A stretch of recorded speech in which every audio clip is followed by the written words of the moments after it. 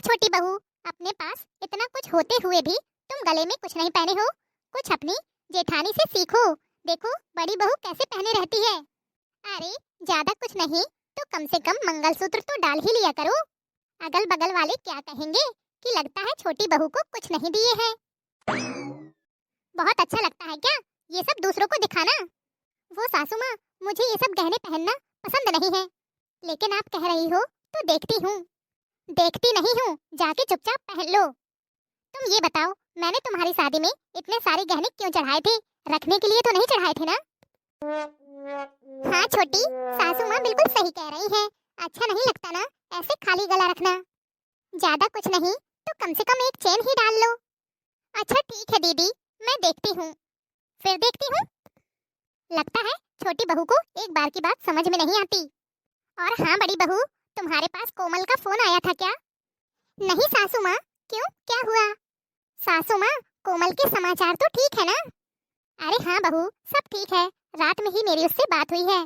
बस बात करते करते अचानक बोली कि माँ तुम्हारे दामाद जी आ रहे हैं, मैं बाद में बात करूंगी।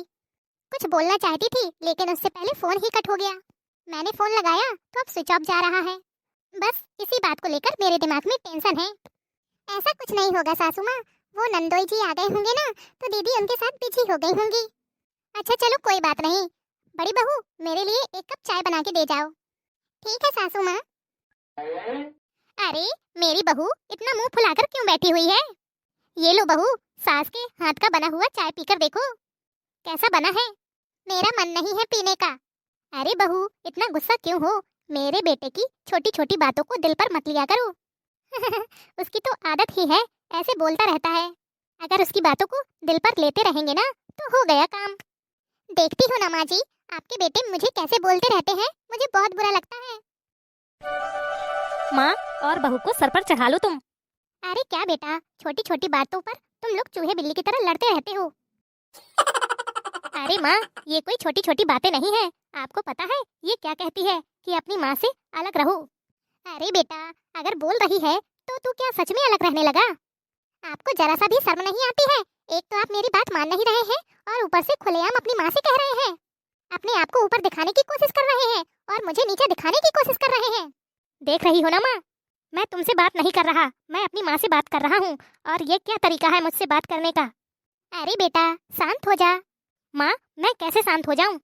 अरे तू मेरा बेटा है, इसीलिए मैं तुझे दबाने की कोशिश करूंगी ना। अभी बहू नई नई है, उसे एडजस्ट होने में टाइम लगेगा, लेकिन तू तो मेरा अपना है। अरे बेटा थोड़ा समझदार बन, बहू को कहीं घुमाने ले जा, मॉल वॉल पिक्चर वगैरह दिखाला। बहू को थोड़ी बहुत शॉपिंग करा दो। मुझे कोई शॉपिंग नहीं करनी और ना ही मुझे फिल्म देखने जाना है। मुझे अलग होना है तो अलग होना है। अलग होना है तो खूब अलग हो जा, मैं अलग होने वाला नहीं हूँ। एक तो मेरी माँ इतनी अच्छी है, ऊपर से तुम माँ बेटे को अलग करने की कोशिश कर रही हो। इतने दिनों से हो गया अलग होने की रट लगा के रखी हुई है। आखिर तुम्हें इस घर में दिक्कत ही क्या है? माँ ने तुमसे ऐसा क्या कहा? तुम्हें अलग नहीं होना है ना तो ठीक है, मैं इस घर से ही जा रही हूँ। मैं जा रही हूँ। देखा माँ, कितना सर पे चढ़ी हुई है और इसने ये क्या रट लगा रखी है, अलग होना है अलग होना है। अरे बेटा जाना, बहू को मना कर ले आ, कहीं मायके चली गई तो हमारी क्या इज्जत रह जाएगी। सब आस पड़ोस वाले क्या बोलेंगे। जाने दो माँ, मैं नहीं जा रहा लेने, देखता हूँ कितने दिन अपने मायके में रहती है। छोटी। हाँ दीदी, देख मेरा गले का हार कैसा लग रहा है? बहुत अच्छा लग रहा है दीदी। आज तो आपको भैया देखते ही रह जाएंगे। क्या छोटी, तू भी ना बहुत बदमाश होती जा रही है। देवरानी जेठानी का इस तरह मजाक उड़ाती है क्या? मैं मजाक नहीं उड़ा रही दीदी, जो सच्चाई है वो बता रही हूँ, इसीलिए तो बोल रही हूँ। सच में आज तो भैया आप पर लट्टू हो जाएंगे। यहाँ तो बहुत हंसी और ठिठोली चल रही है देवरानी और जेठानी के बीच। अब मैं आ गई हूँ ना, सबकी बोलती बंद कर दूंगी। क्या छोटी, तुम भी कुछ भी बोलती रहती हो। क्या बातें हो रही हैं देवरानी और जेठानी में? अरे कोमल। नमस्ते भाभी। अच्छा हुआ आप आ गई, अभी थोड़ी देर पहले ही सासू माँ आपके बारे में बातें कर रही थी और आप आ ही गई। बहुत लंबी उम्र है कोमल दीदी आपकी। हाँ हाँ कोमल दीदी। और ससुराल में सब कैसे हैं? सभी लोग ठीक हैं, सब मुझसे बहुत प्यार करते हैं। और आपके नंदोई जी, वो तो अपनी नजरों से मुझे दूर ही नहीं जाने देते।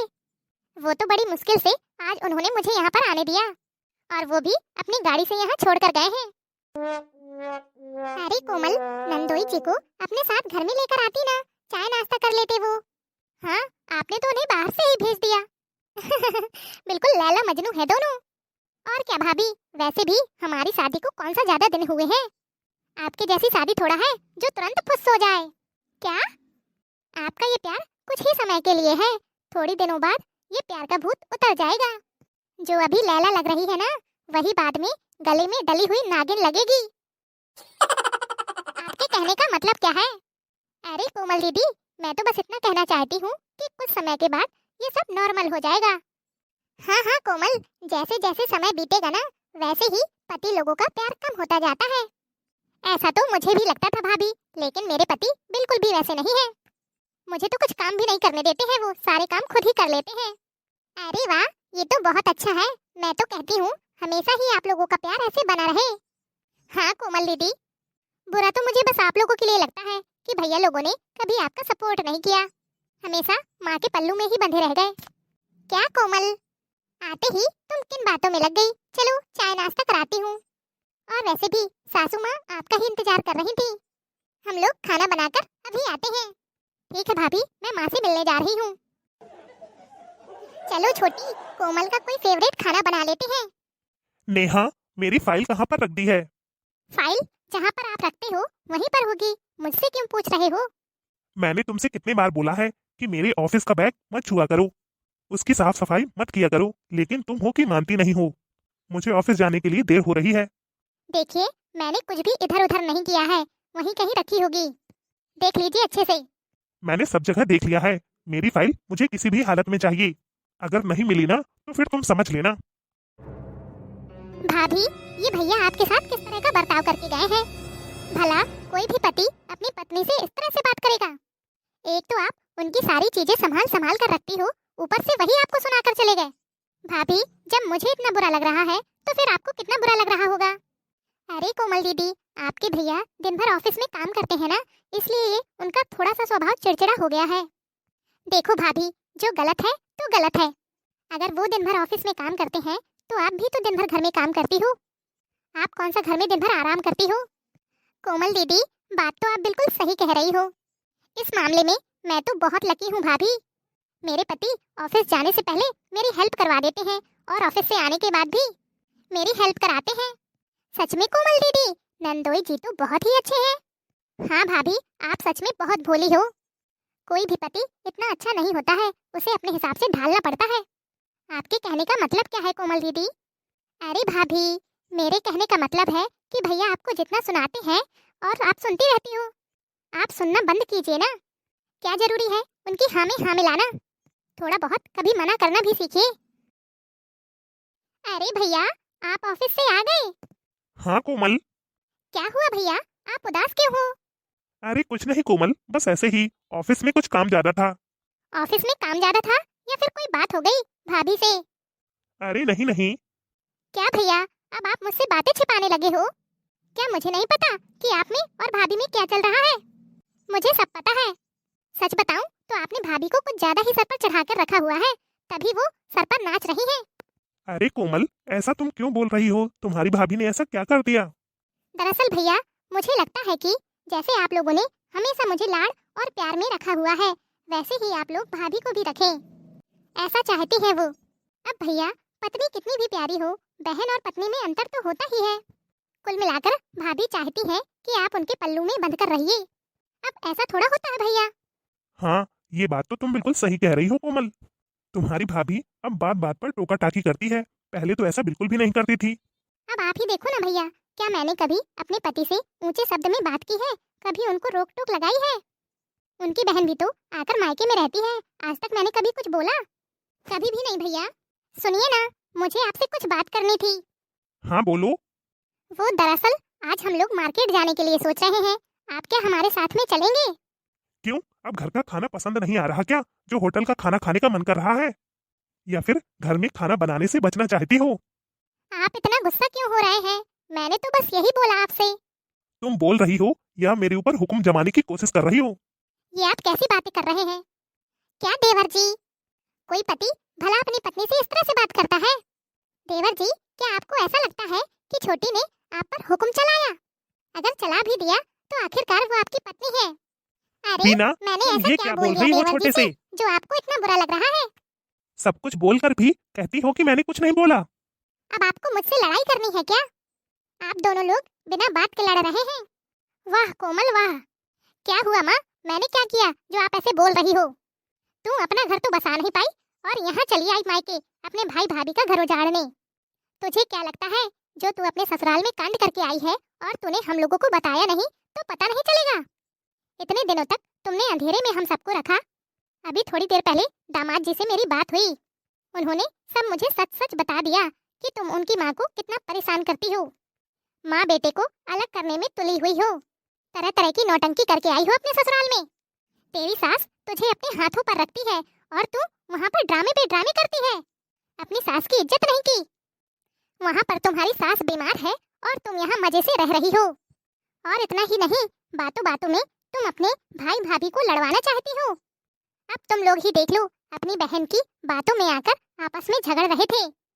जब तुम्हें पता है कि दामाद जी अपनी माँ के इकलौते बेटे हैं और तुम उनसे कह रही हो कि अपनी माँ से अलग हो जाओ। अगर तेरे ससुराल वाले तेरे ऊपर अत्याचार करते, कुछ कहते, तो मैं मानती कि हाँ मेरी बेटी सही है, पर आज तो मेरी बेटी ने मेरा सर शर्म से झुका दिया। अरे तू किस मिट्टी की बनी है? तेरे सास ससुर इतने अच्छे हैं, तुझे कभी कुछ कहते नहीं, फिर भी तू एक बेटे को माँ से अलग करने में लगी है। कल को जब तेरी भाभियाँ तेरे भाइयों को मुझसे अलग रहने को कहेंगी तब तुझे कैसा लगेगा? कभी सोचा है मैं अकेले कैसे रहूंगी? मुझे माफ कर दो माँ। जब मैं अपने ससुराल से मायके आई तो देखा दोनों भाभियाँ बहुत खुश नजर आ रही थी। मुझसे यह सब देखा नहीं गया। मुझे लगा इस घर में मेरी कोई इज्जत नहीं है, इसलिए मैंने ये सब किया। और रही बात ससुराल की, तो मैं अभी अपने ससुराल वापस जा रही हूँ। मैं तो बस इस वजह से अलग होने को कहती थी कि जब भी मैं इनसे घूमने को कहती थी कि यहाँ चले वहाँ चले, तो माँ को पहले साथ ले जाने के लिए कहते थे। मुझे लगता था कि मेरी सभी फ्रेंड्स अपने पति के साथ में घूमने जाती हैं अकेले। बस इसीलिए मुझे अपनी सास से छुटकारा चाहिए था, इसीलिए मैंने ये सब किया। अब तुम्हें सब समझ में आ गया होगा ना? और हाँ बेटा, जाकर अभी के अभी तुम कोमल को ससुराल में छोड़कर आओ। ठीक है माँ, मैं कोमल को अभी ससुराल में छोड़कर आता हूँ और गलत व्यवहार के लिए उनसे माफी भी मांगूंगा। और हाँ, तुम भी मुझे माफ कर दो, मैंने तुम्हारे साथ बहुत गलत व्यवहार किया। अरे नहीं नहीं, आप क्यों माफी मांग रहे हैं? दोस्तों, आपको हमारी आज की यह स्टोरी कैसी लगी? कमेंट बॉक्स में कमेंट करके जरूर बताइएगा। अगर अच्छी लगी हो तो वीडियो को लाइक और चैनल को सब्सक्राइब करना ना भूलें, क्योंकि आपके एक लाइक से हमारा भी मनोबल बढ़ता है। आपने वीडियो को अंत तक देखा, उसके लिए आपका बहुत बहुत धन्यवाद। तो चलिए फिर मिलेंगे आपसे अगले वीडियो में। तब तक के लिए खुश रहिए, अपना ख्याल रखिए और दूसरों को प्यार बांटिए।